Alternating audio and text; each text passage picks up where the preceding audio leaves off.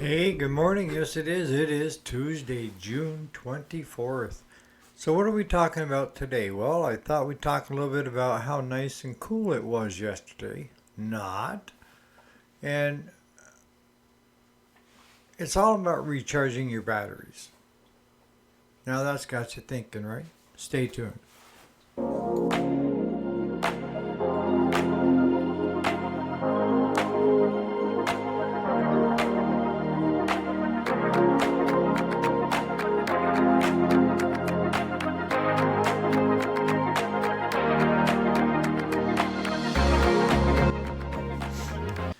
Welcome back to the channel. My name is Eric, if you didn't already know it. And yes, this is the weekday, Monday through Friday. Today is Tuesday, which means Cardiac Rehab Day, June 24th of 2025. So the heat here, I don't know how it was where you're at, but we had almost 96, 97. And the humidity was a killer. I thought I was down south somewhere in Alabama for the temps and the humidity. But that brought about some important things that I thought about, and that is our bodies need time to recharge. And if you're like me, your tendency is to push through it and think you can keep going all the time. And the best way to equate that is like going cross country and you hop in the car, you fill the gas tank, you take off, and then before you know it, you're running on empty again. And that's like our bodies, and mind, is that you need downtime to recharge them. And many of us don't do that. We push through. It's that Saturday morning fishing trip that you've been planning all week. And when Saturday morning comes, there you are looking at a bunch of projects and doing those instead of going fishing. And what you're doing is basically like that car. You need to put gas in to keep going. You can't just will your way through it, because what's going to end up happening is your body is going to start giving you signs that slow down. So I was saying on Facebook that basically I have done more things, and I'm trying to think of the right words, but I've done more in the last 7 months than I have in the last 25 years of things to help my body and mind get recharged. And what are we talking about? I'm talking about there's always going to be those projects. Always. And sometimes, it's kind of like problems when you're thinking about them. And the worst time to try to make a decision is towards the end of the day. You're tired out. You've had enough for the day, right? So the best thing you can do at that point is just give it to God and get a good night's sleep. And for me, the mornings are the time when I can come up with the best way of doing things, or it comes easier. And that says a lot about our body. If you take the time, and Amos, you said it well. You said that you don't require much, you enjoy your time, and that's what it's all about. You don't have to have the top of the line toys and this and that to have downtime. I know when I was a kid, if you put a fishbowl in my hand, I could keep myself busy all day long. I mean, I love fishing. And what I've found is over the last 50 years, I'm 62 now, I've accumulated close to 80 fishing poles. I've got fly rods, I got trolling rods, I've got, you name it, this puppy's got it. And I've got 5 tackle boxes right full of tackle. I've never completed the process. I bought stuff, got stuff to enjoy that time, but I always found a project that needed to be done that would keep me from doing it. And thinking that all I had to do was just look at the fishing stuff and feel relaxed just isn't the answer, is it? So I had everything I needed to go fishing except for just going fishing. And I used to tell people, well, it's not that easy just to take a day off and go fishing. But in reality, yes, it is. Your body and your mind need downtime. And for each and every one of us, it's going to be different, right? For me, give me a fish pole on a river where it's a nice quiet, all I hear is the birds, and I'm either trolling or jigging or what have you, right? That is my gas station that's going to refill my body with what's needed. And a lot of people say, well, I can't afford to enjoy downtime. What do you have to enjoy downtime? For some of you, it could be simply working in the garden. Others, it could be reading a book or listening to an audiobook. For me, it's going fishing or going for a ride up around the club or hanging out with the cows. For no other reason but just for their company. I know that sounds crazy, but I love it. I love my animals. And each one of them has got their own name, their unique, their temperament. And most of the ones that are out there I've raised since babies. So they've been around me all the time. And I'm one of the herd. They accept me. If anybody else comes, they run like, somebody's going to try getting them or something. But no, that's for me. That's my quiet time. And what I found since the surgery, it kind of forced it on me. And it made me look at short term instead of long term because I always figured I'd have a lot of time, And in reality, God showed me, no, you don't. Your lifespan is short on a scale. And you can put off doing the things that you enjoy to do projects. Nobody's going to stop you. But you're going to pay the price for it. And in my case, I continued to push through, hoping that that car would refill itself with gas or that I could run on empty for a long time.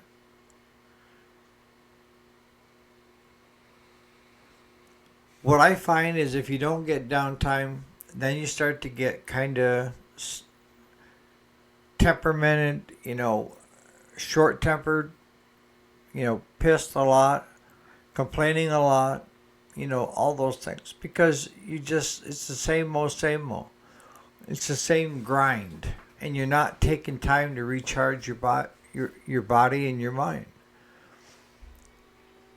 So if I can get anything across to you today is, what is it that will recharge your body? What is it that brings you enjoyment? And then ask yourself, what is stopping me from doing it? What is actually in the way of doing it? And if you were like me, you say, well, I have other projects I need to get done, yada, yada, yada. I'm going to tell you those projects will always be there. Doesn't matter if you knocked out 10 projects. There's another 10 behind it that you're going to see. Will those projects still be there if you went and did something relaxing? Yes. But what I can tell you is if you took that time to relax and recharge your body, those 10 projects now look pretty easy, right? Instead of, oh crap, I got this to do. So by doing and recharging your battery and doing things that you enjoy, you're actually going to increase the output in the end. You're going to accomplish more things because you took the time to put gas back into that car so you can continue on your journey. The body's the same way.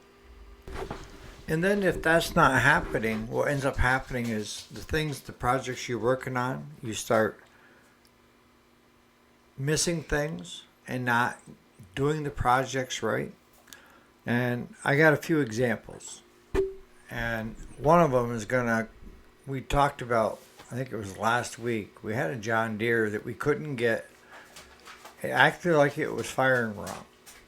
And we put a new timing gear in it because the other one had gotten busted. But I told Claude, I said, we're going to take it back off that lawnmower. We're going to break it down again, take a look, and see what's going on with it. because he had put it together. So he's like, really? I said, yeah, we're going to tear it down and see what's going on with it. So what ended up happening was we got it off the John Deere mower, flipped it upside down, opened up the crankcase, and lo and behold, when you put in a timing gear into a lawnmower, you got like punch marks, they're little, so you can line things up. And Claude didn't line those two marks up. He had lined up the keyway with the timing gear punch instead of having the two, which there was one on the crank that come around to show where the timing was. So he had it off by 180 degrees. And that's why we were having issues of it not wanting to start. Normally those things he doesn't miss. But in his case, in both of our cases, is that he's been running a lot on empty. And when you run a lot on empty, because he's running and doing stuff for his kids and his grandkids, and he's not that young whippersnapper. So if you don't take time to recharge your batteries, what's going to end up happening? You're going to overlook the obvious. And that, on that case, we ate the extra time to get it running because it was our fault for not putting it together correctly, right? And that's what I tell you guys about. You can't learn on your customers' backs. If it's a ha-ha moment where you realize it's something that you screwed up, you can't bill your customer for that. I don't. I just chalked it up to another learning lesson that no matter how experienced you are, that doesn't mean that you aren't going to make mistakes. And the more we push and put ourselves under the gun to get stuff done, the more likely we are to miss things that are the obvious. And then spend a lot of time not being able to get it to run. So we're just doing what we should have done in the first place. The engine's running great, and the customer picked up his lawnmower yesterday. And we only billed him for what I felt was time to tear it down, put the timing gear in it, the cost of the timing gear, and get it out. Not all the time we spent trying to figure out why we couldn't get it to fire correctly, sitting out in the yard, or the second tear down. You have to treat your customers right. And that mentality is it is what it is. No, it's not. Because if we had billed that customer for 2 teardowns, is it fair to the customer? And the answer is absolutely not.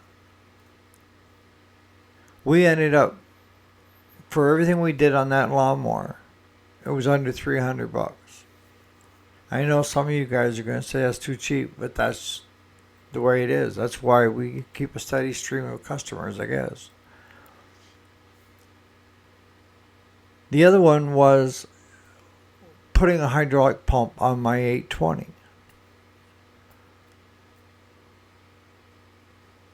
We put it in, and it was acting weird. It was blowing oil.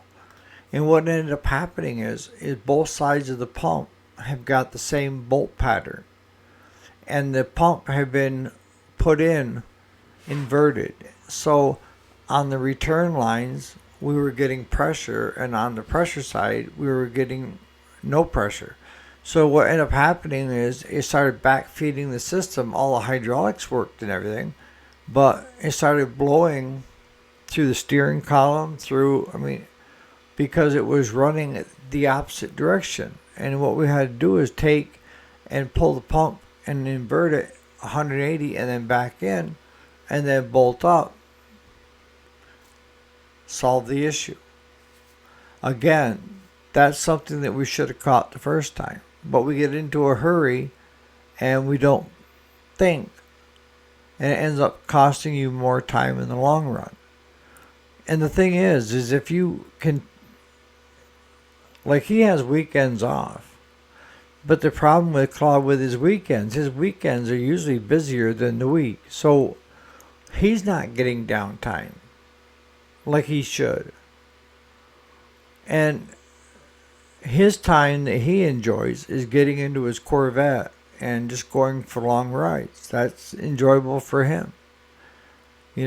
Where I've offered to take him fishing, but he said he's not into the fishing part of it. And if it's anything to do with a boat, he's not interested in that either.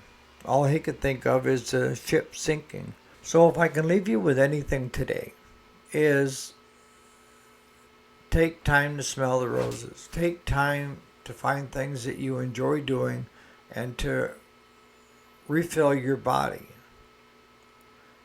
And you need to have quiet times too where your mind can just, for me it's sitting in a deer stand or like in the mornings when I walk my 2 miles.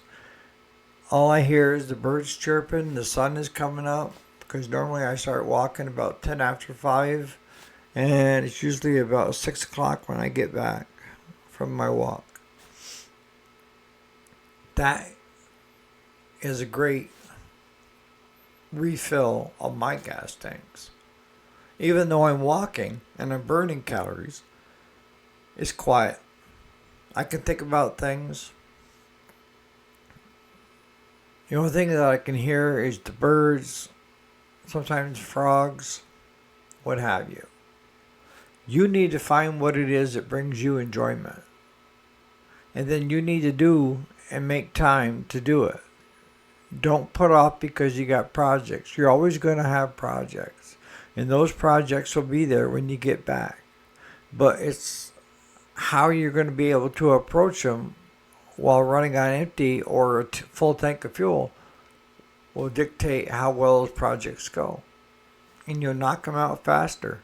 So on that note, you guys have a great Tuesday, and we'll catch you here bright and early tomorrow morning. Again, thanks so much for watching, guys. Put in the comments what you guys find that's relaxing for you. It gives you that downtime. Have a great day.